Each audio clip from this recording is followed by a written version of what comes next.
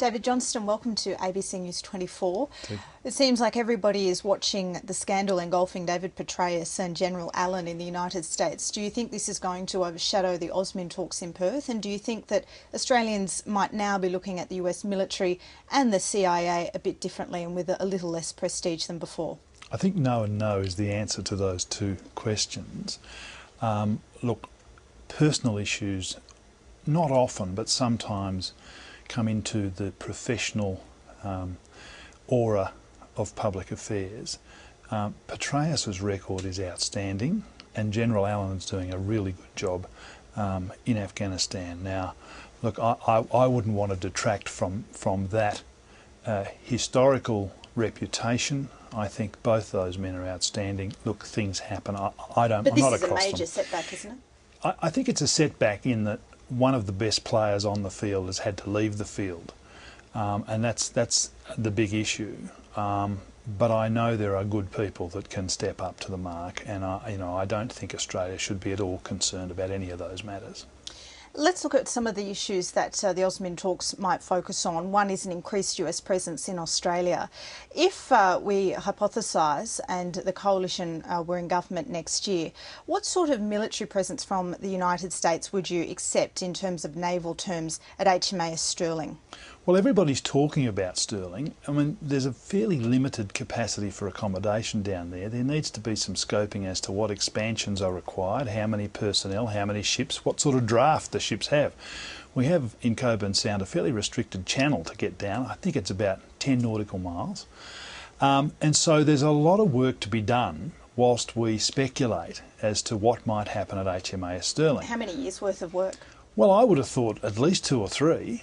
And then we've got to find the money to make the changes to see what the US want in terms of a staging facility to better sustain and maintain its Indian Ocean force projection. Now, these things don't happen overnight. I think the debate, if I can call it that, is ongoing.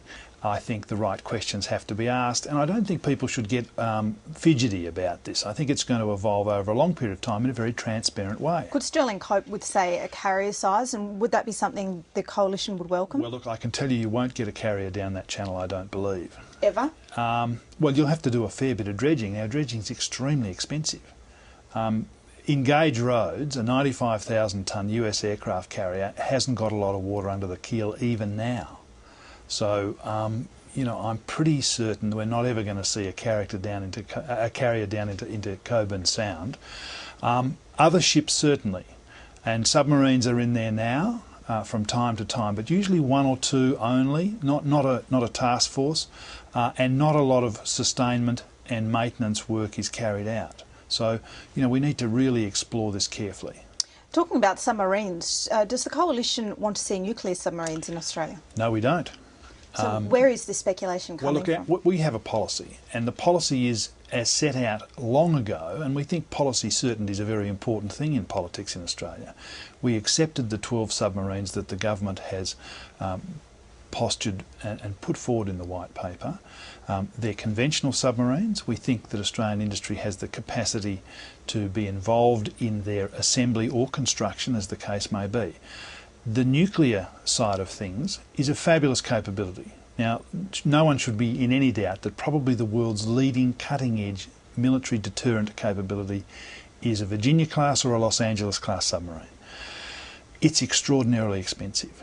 The occupational health and safety requirements just for the basing and the maintenance, the refuelling, are all extremely expensive. Now, I was if it's this unviable, why on the weekend were unnamed coalition sources, presumably your colleagues, David Johnston, telling the papers that this might be something the coalition would consider?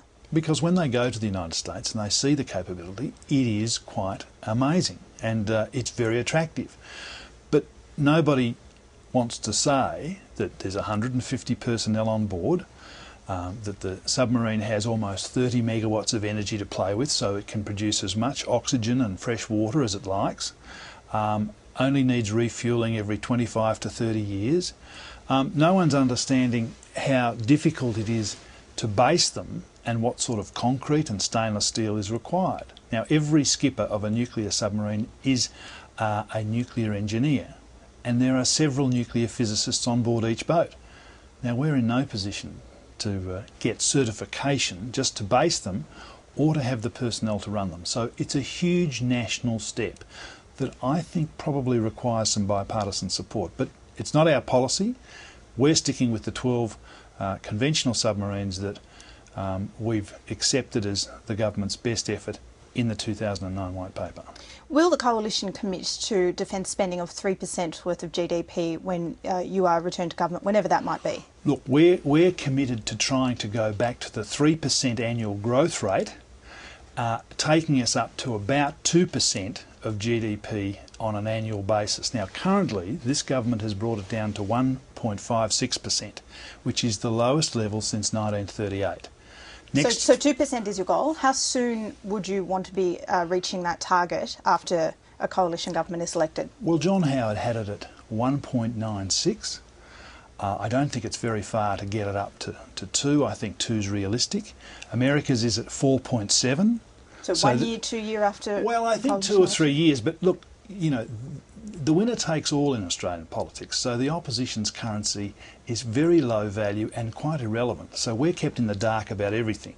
Where these cuts are impacting is kept from us. No one's volunteering as to how deeply these cuts are and what capability it is undermining and eroding.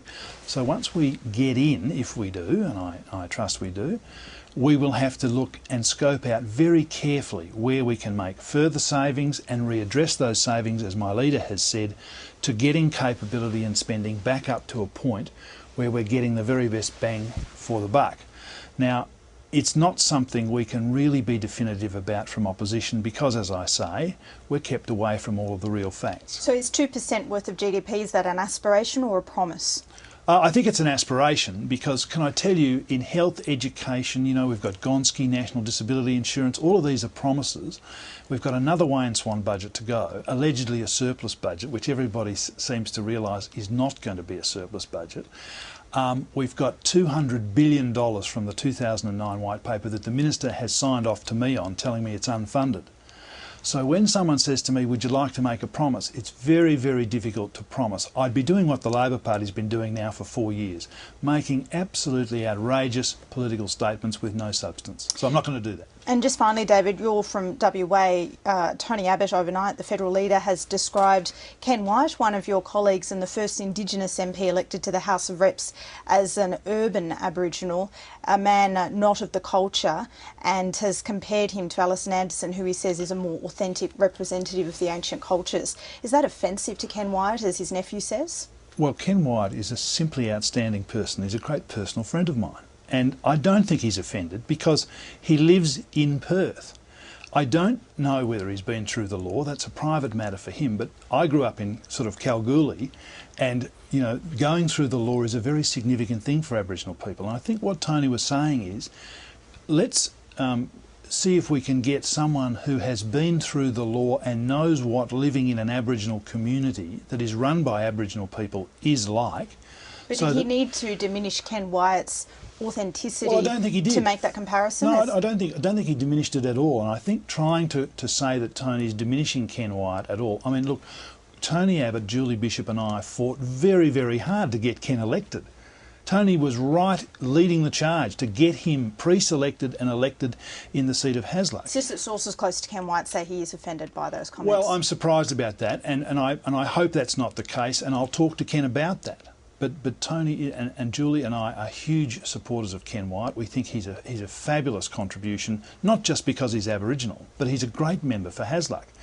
Now, I do agree with Tony. I think there's a need for Indigenous people who are out there doing it tough, grappling with funding and other issues, law and order issues, to be elected, particularly from the Northern Territory, where I think their voting power is going to reflect the fact that they do firstly get into the Territory Parliament and then make it to the Federal Parliament. I think that would be wonderful for Aboriginal people. And I think that's just the slight difference that my leader is trying to draw here.